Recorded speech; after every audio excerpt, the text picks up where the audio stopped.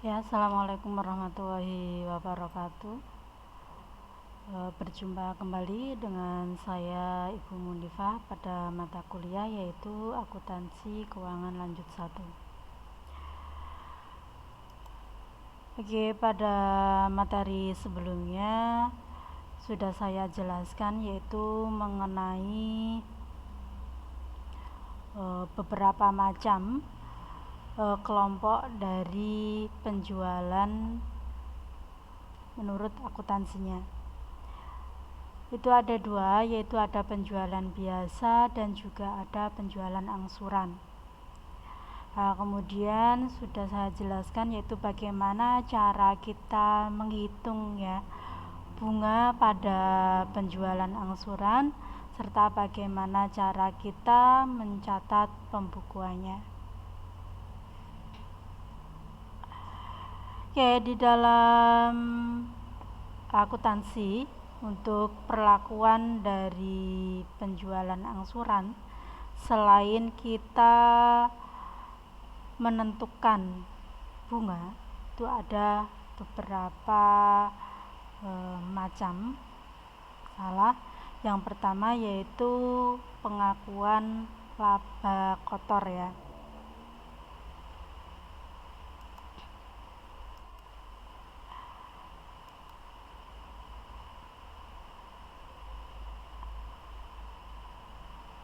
Untuk pengakuan dari laba kotor ini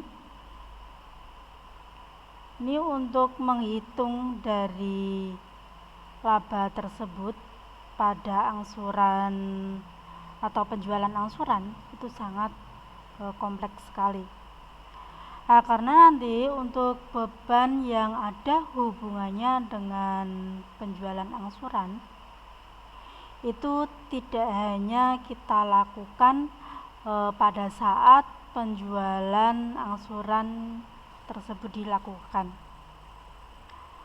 melainkan akan terjadi sepanjang penjualan angsuran tersebut belum dilunasi ya. Maka berdasarkan konsep dari akuntansi kita bisa membandingkan yaitu antara beban dengan pendapatan. Maka nanti pada saat adanya penjualan angsuran ya, kita bisa menentukan yaitu nilai dari penjualannya.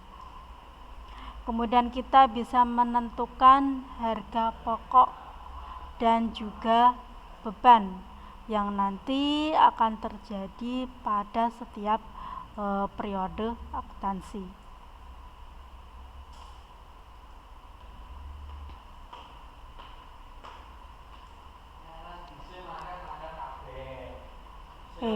Seperti halnya beban penagihan, kemudian ada administrasi, kemudian ada perbaikan ya, dan juga ada pemilikan kembali.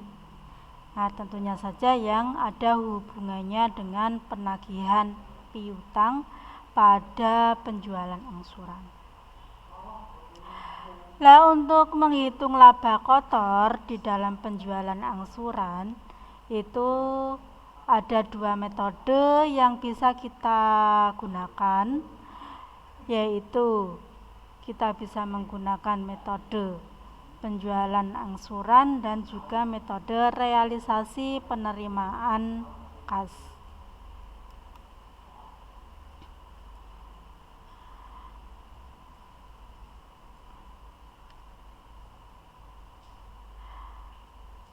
Kalau berdasarkan penjualan atau yang disebut dengan accrual basis ya, maka nanti untuk laba kotor yang diakui pada saat penjualan angsuran terjadi,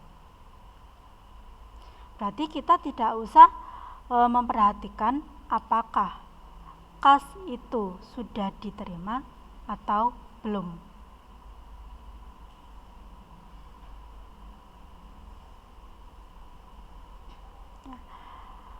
Untuk yang metode accrual basis ini pencatatannya itu sama seperti penjualan secara kredit, yaitu pada penjualan biasa.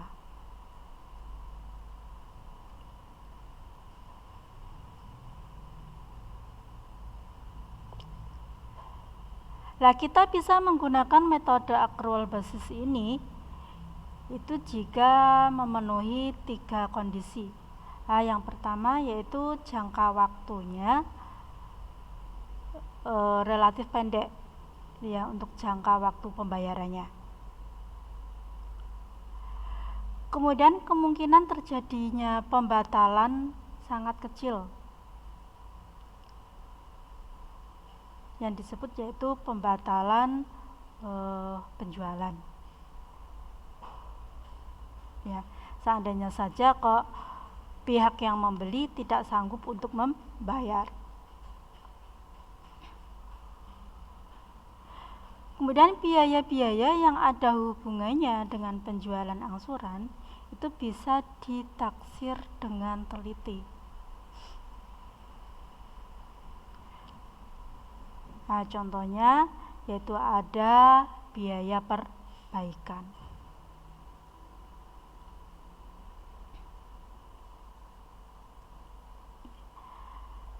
Saya contohkan di sini pada tanggal 7 Januari 2017. Ini terjadi suatu transaksi penjualan angsuran di PT Anggraini, ya. Nilai penjualannya 70 juta. Nah, untuk syarat pembayarannya, untuk uang mukanya itu 20 juta, itu dibayar pada saat transaksi penjualan terjadi. Kemudian untuk sisanya itu dibayar sebanyak 5 kali angsuran tahunan. Berarti diangsur selama 5 tahun. Kemudian untuk beban pokok penjualannya itu 50 juta.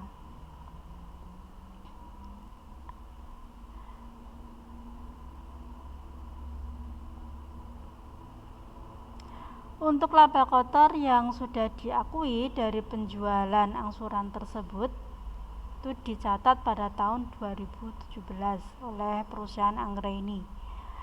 Untuk labanya sebesar 20 juta. Ya, dari nilai penjualannya 70 juta, kemudian dikurangi dengan beban pokok penjualannya yaitu 50 juta.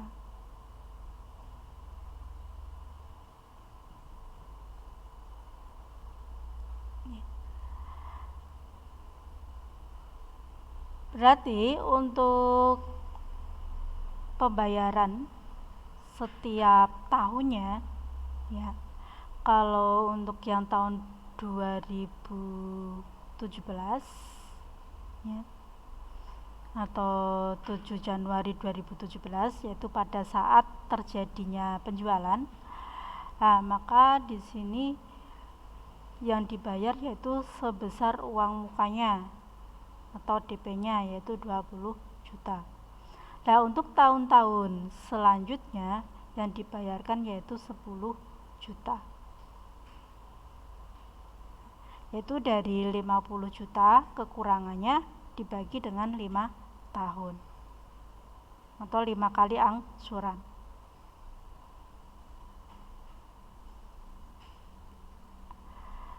Kemudian metode yang kedua yaitu metode dasar tunai atau yang biasanya disebut dengan cash basis.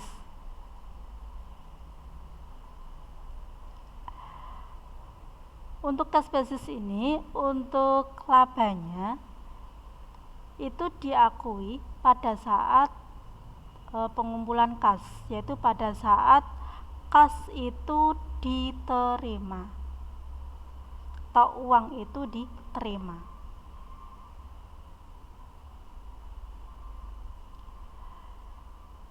Lah, uang tersebut diterima itu dari adanya pembayaran angsuran dan juga adanya beban pokok penjualan.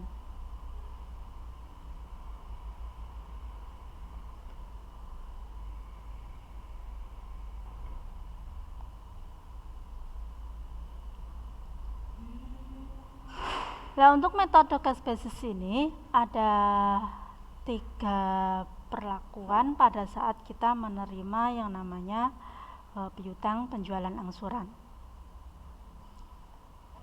Yang pertama ada harga pokok, kemudian laba kotor. Berarti untuk penerimaan kas yang pertama atau DP itu ya, itu digunakan sebagai beban pokok penjualan terlebih dahulu. Nah, kemudian untuk sisanya itu sebagai laba kotornya. Kalau yang metode kedua itu untuk kas yang pertama itu sebagai laba kotor terlebih dahulu. Nah, tetapi untuk sisanya itu sebagai penutup harga pokoknya.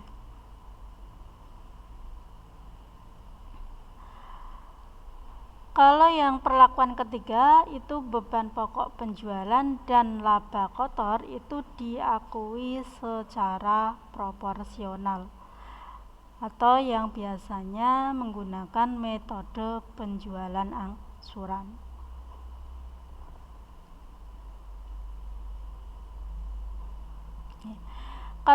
Kalau kita lihat dari contoh miliknya perusahaan Anggraini ya, yang nilai penjualannya 70 juta, uang mukanya 20 juta dan beban pokoknya 50 juta yang dibayar sebanyak 5 kali ya. Maka kalau kita menggunakan metode yang pertama,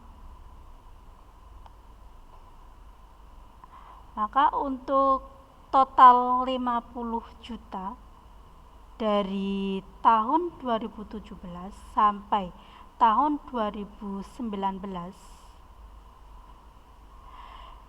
itu adalah sebagai uang beban pokok penjualan. Nah, tapi yang tahun 2020 dan 2021 yang nilainya 20 juta itu sebagai labanya.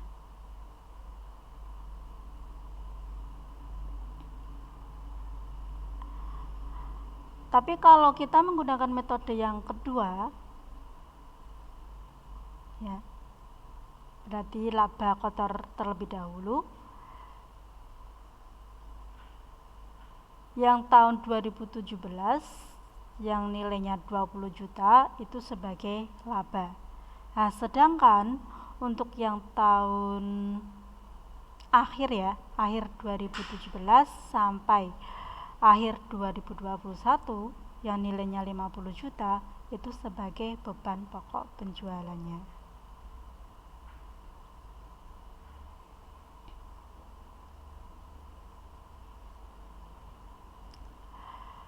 Oke, kalau untuk yang metode ketiga, nanti kita bandingkan antara beban pokok penjualan dan laba kotor. Ya, bisa Anda lihat untuk perbandingan dari beban pokok penjualan dan laba kotornya. Untuk beban pokoknya kan 50 juta. Untuk laba kotornya kan 20 juta. Nah, berarti kalau kita lihat dari nilainya ini, nah maka ini kan 5 dibanding 2.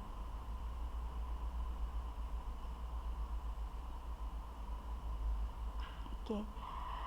Kemudian untuk mencari berapa sih harga pokok penjualan kalau kita menggunakan metode yang ketiga.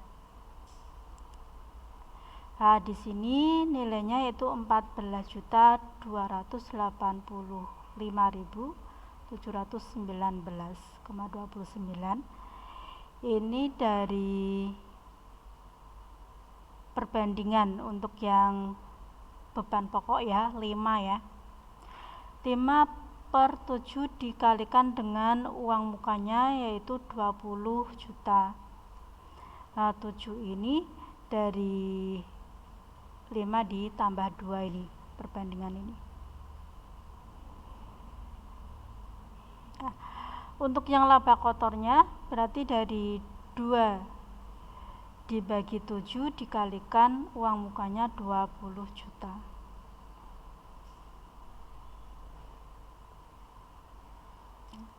Begitu juga untuk yang angsuran pertama, 2, 3, 4, dan 5. Nah, kalau angsuran pertama sampai 5 itu dikalikan dengan pembayarannya yaitu 10 juta.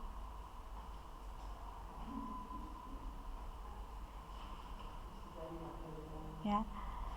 Kalau yang awal Januari itu dikalikan dengan uang mukanya pada saat pembayaran.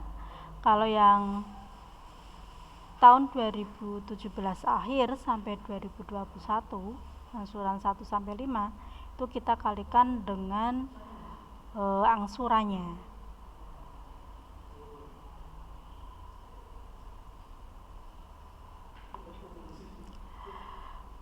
Kemudian perlakuan yang kedua yaitu yang namanya tukar tambah atau trade-in. Untuk tukar tambah ini pembeli dia menyerahkan barangnya sebagai uang muka atau sebagai DP. Nah, nanti kekurangannya itu dibayar secara angsuran.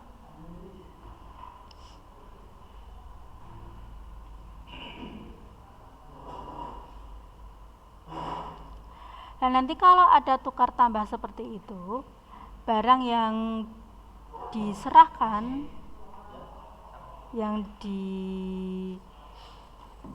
sebagai uang muka itu nanti dicatat sebagai realisasi bersihnya. Tetapi ada syaratnya. Syaratnya bahwa nilai dari realisasi bersih tersebut tidak boleh melebihi nilai pokok. Lah, apa itu nilai realisasi? Nilai realisasi itu adalah suatu taksiran harga jual barang yang sudah dikurangi dengan biaya-biaya yang dikeluarkan. Contohnya ada biaya perbaikan, ada biaya pemasaran, gitu ya. Juga sudah dikurangi dengan taksiran laba yang diharapkan, yang sudah direncanakan. Nah, kalau ada selisih antara harga yang sudah disepakati oleh penjual dan pembeli dengan nilai realisasi bersihnya, maka nanti selisihnya tersebut dimasukkan ke dalam rekening cadangan kelebihan harga.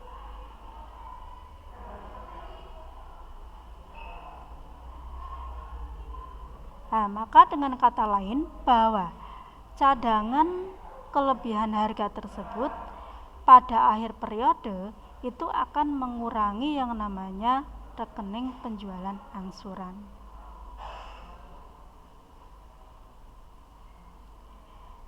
Jadi untuk harga penjualan angsuran itu didapatkan dari penjualan dikurangi dengan cadangan kelebihan harga.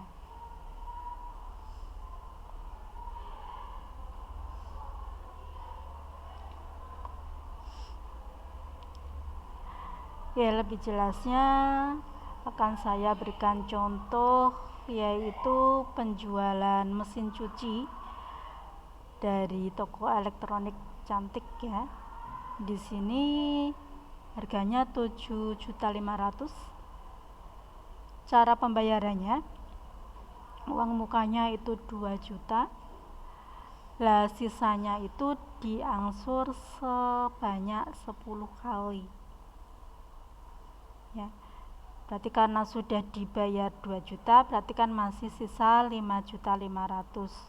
kalau dibagi 10 kali, maka di sini perangsurannya yaitu 550.000.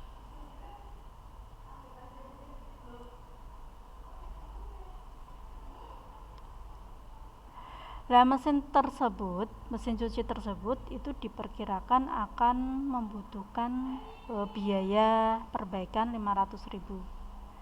Nah, setelah diperbaiki itu diperkirakan dapat dijual harganya 2.400.000. Kemudian untuk laba yang diperhitungkan itu 10% dari harga jualnya, dan harga perolehannya itu 5.600.000.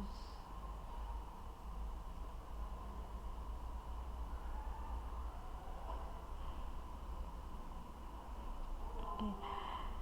Kita akan menghitung yaitu apakah itu kekurangan atau kelebihan harga.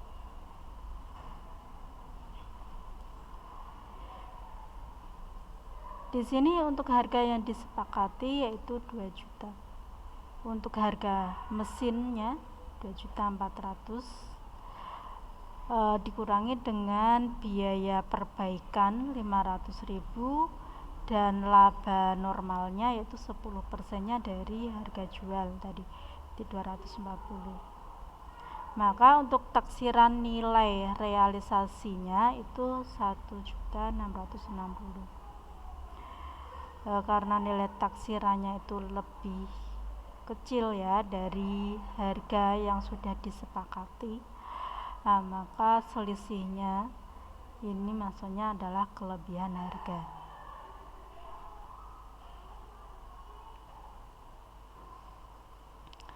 Maka untuk jurnalnya di sini yang didebet adalah piutang penjualan sebesar 5.500.000, yaitu dari sisa piutangnya ya, tadi adalah 7.500.000, sudah dibayar DP-nya 2 juta, maka masih sisa 5.500.000. Persediaan barangnya yaitu 1.660.000, dan tadi cadangan kelebihan harganya 340.000. Nah, yang dikredit adalah penjualan angsurannya 7.500.000. Kemudian jurnal untuk mencatat HPP-nya itu adalah beban pokok penjualan angsuran di debit dan persediaan barangnya di kredit.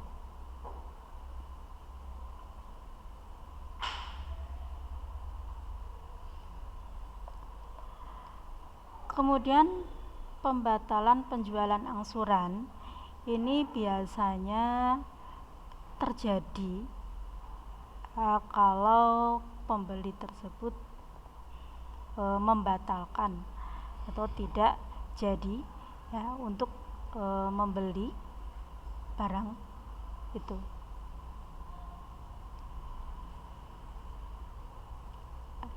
Nah, kalau ada masalah atau terjadi demikian, maka ada beberapa hal yang perlu dilakukan oleh si penjual, yaitu untuk mencatat adanya pembatalan penjualan angsuran tersebut.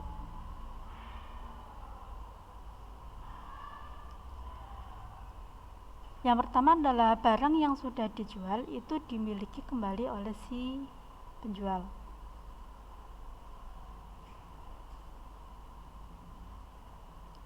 Nah, nanti si penjual itu menilai kembali yaitu harga dari barang tersebut. Nah, tetapi dengan kita mempertimbangkan adanya suatu cadangan dan juga adanya biaya-biaya perbaikan dan juga laba normal yang diharapkan. Berarti nanti kalau barang tersebut kok kita jual kembali ya, berapa sih keuntungan yang kita harapkan dari penjualan itu.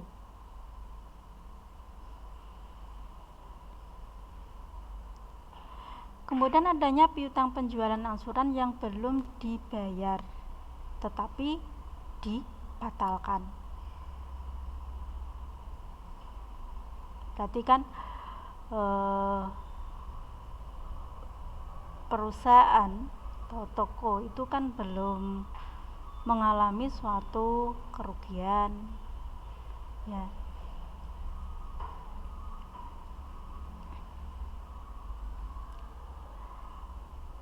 Yang ketiga yaitu mencatat laba atau rugi pembatalan penjualan angsuran.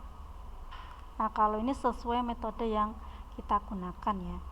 Apakah kita akan menggunakan metode laba kotor diakui pada saat penjualan atau laba kotor diakui secara proporsional atau pada saat kas itu diterima.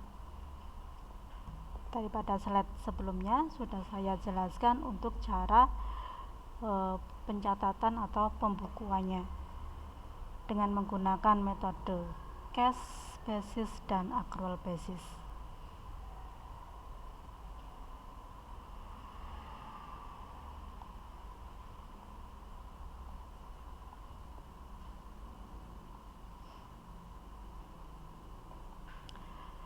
Nah, kalau laba kotor tersebut kita akui pada saat penjualan, maka kalau ada selisih antara realisasi dengan barang yang kita terima,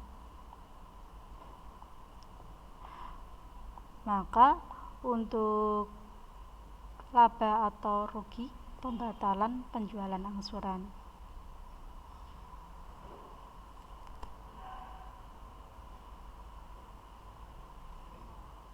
ya, berarti untuk saldo piutangnya atau piutang yang belum kita terima atau uang yang belum pembeli bayarkan ke kita, itu adalah laba atau rugi dari kita.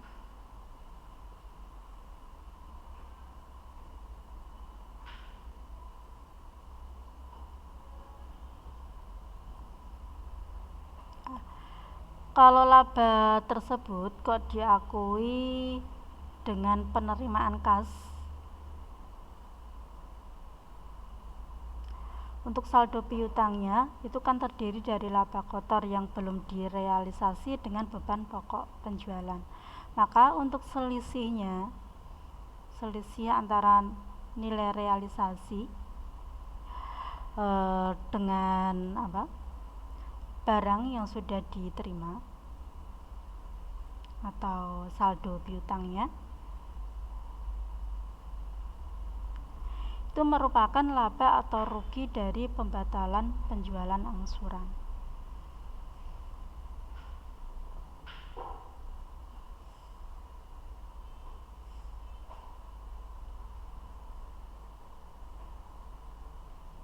Oke. Lebih jelasnya di sini ada penjualan secara angsuran dari perusahaan Tulip, ya. Penjualan semula itu 30 juta, beban pokoknya 22.500.000, labanya 25% dari harga jual. Nah, untuk piutang penjualannya itu 15 juta, itu yang sudah dibayarkan ke PT Tulip atau yang sudah terkumpul. Nah, untuk taksiran dari nilai realisasinya itu 14 juta.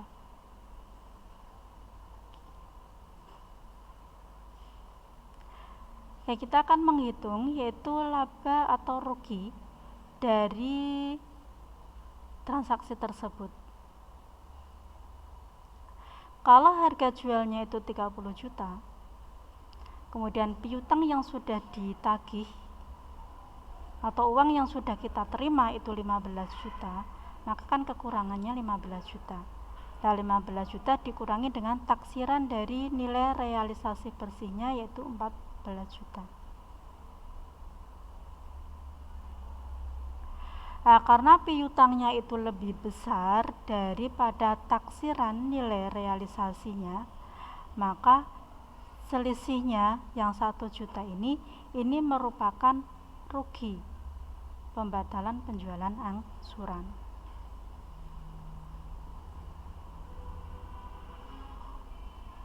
Ya, untuk jurnalnya adalah persediaan dan rugi, pembatalan angsuran di debit, piutang penjualannya di kredit.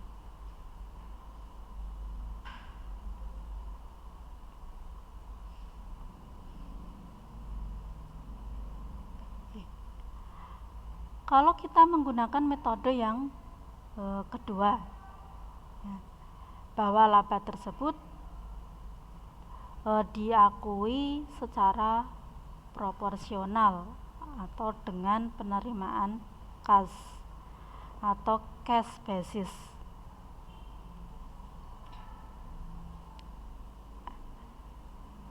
Kalau harga jualnya 30 juta, uang yang sudah kita terima 15 juta, maka yang belum diterima kan 15 juta. Dikurangi dengan laba kotor sebelum realisasi. Laba kotor sebelum realisasi itu dari 25%-nya tadi, yaitu dikalikan dengan jumlah yang sudah kita terima. Jumlah yang sudah kita terima yaitu 15 juta. Ya, ini untuk laba kotornya. Maka untuk beban pokok penjualan yang belum dibayar itu adalah 11.250.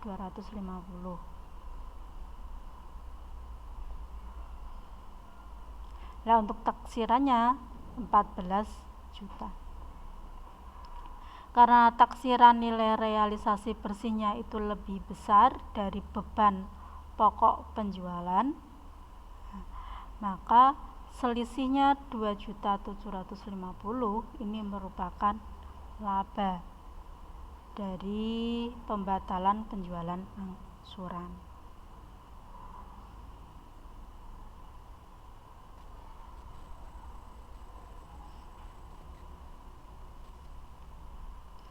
Ya, untuk jurnalnya yang di debit adalah persediaan barang dan laba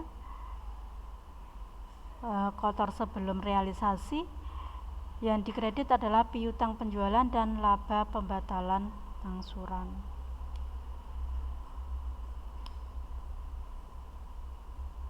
Jadi kalau kita lihat dari dua metode yang ada, maka lebih efektifnya itu yang menggunakan metode cash basis ya, karena itu kan uangnya sudah kita terima, baru kita catat, baru kita bukukan.